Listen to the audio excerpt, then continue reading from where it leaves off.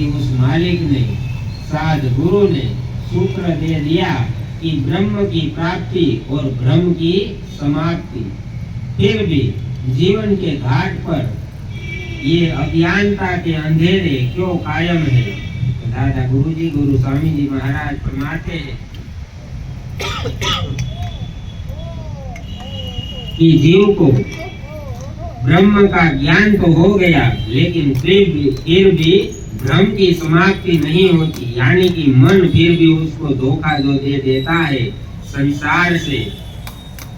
संसार की आग से जीव जलने जो लगता है, उसका कारण क्या है?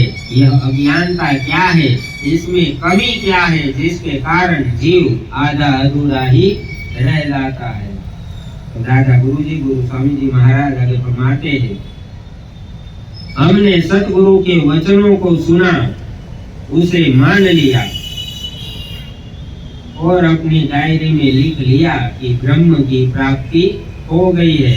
लेकिन क्या सच में ब्रह्म की प्राप्ति हुई है, या हमने केवल शब्दों को अपनी बौद्धिक समझ का हिस्सा बना लिया है? हम ब्रह्म में इसलिए जी रहे हैं क्योंकि हमने सतगुरु की वाणी को अनुभव नहीं, जानकारी बना लिया।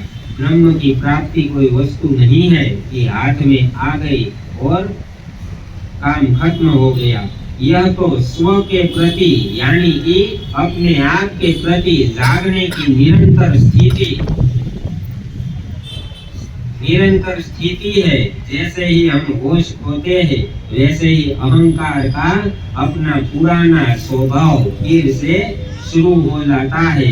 हमारा मन वर्षों से भेदभाव और अहंकार के अभ्यास में जी रहा है। सतगुरु ने तो अपना काज शुरू कर दिया, लेकिन हमने अपनी पुरानी आदतों का घर अभी भी नहीं बदला। हम मंदिर में तो ब्रह्म को पूजते हैं, लेकिन घर लौटते ही पति पत्नी, सास बहू के पुराने रोल में फंसकर परमात्मा को भूल जाते हैं। यह हमारी बेहोशी है, न कि ज्ञान की कमी।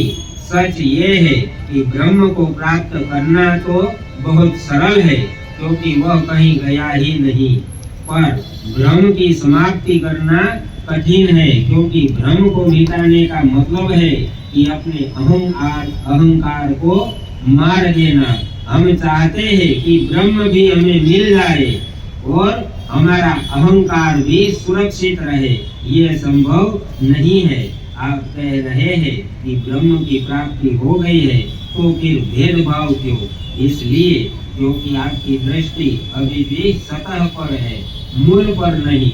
जिस दिन आप होश में जिएंगे, उस दिन हर व्यक्ति आपको अखंड ब्रह्म ही दिखाई देगा। जो अभी आपको केवल सामने बैठे महात्मा में दिखता है, अगर अभी भी भेद है तो समझ लीजिए कि सतगुरु का ज्ञान अभी केवल आपके कानों तक पहुंचा है, आपकी चेतना तक नहीं। उस ज्ञान को कानों से निकाल कर अपने होश में उतारिए।